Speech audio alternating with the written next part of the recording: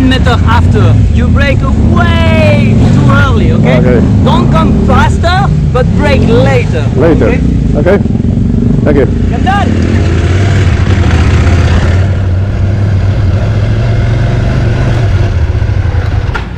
Okay. Now, if you take the clutch, the bike go down. Okay. So for the moment, you don't take the clutch. Listen to me. Yeah, exactly. Right position. Okay. Now you're gonna basically do left, right. Left, right? Yes. Just like this. Nothing else. Complete. Left, complete movement. Left, Left, right. Left, right. Left. Nothing else. A little bit more.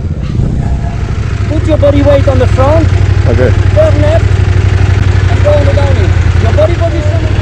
Woo. Nice.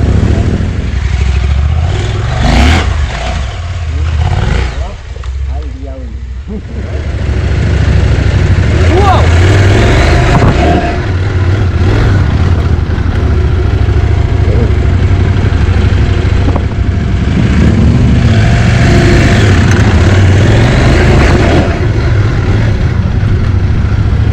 Good.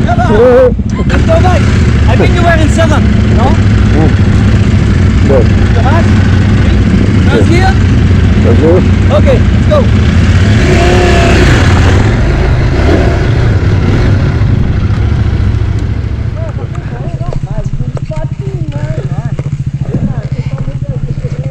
How do I do it? So you check where you want to go, so you lift yourself, you pull the clutch and you let the bike rolling down, then you open the clutch again to kind of give a rear brake. Let's Okay. go. If it's a problem, you just take some speed and you save it. Okay, try to reduce the speed, stand up. Cool.